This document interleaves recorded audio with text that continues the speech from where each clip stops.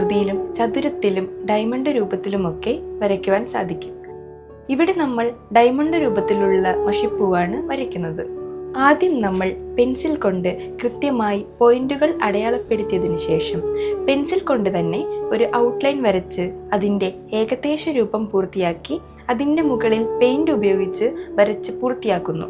ഇത് വളരെ എളുപ്പത്തിൽ ആർക്കും വരയ്ക്കുവാൻ സാധിക്കുന്നതാണ്. ഒരു ക്രാഫ്റ്റ് എന്ന നിലയിൽ ചിത്രം വരയ്ക്കാൻ അറിയാത്തവർക്ക് പോലും ഇതിൻ്റെ അളവുകളും രൂപവും മനസ്സിലാക്കുന്നതിലൂടെ പെട്ടെന്ന് വരച്ചെടുക്കുവാൻ സാധിക്കുന്നു.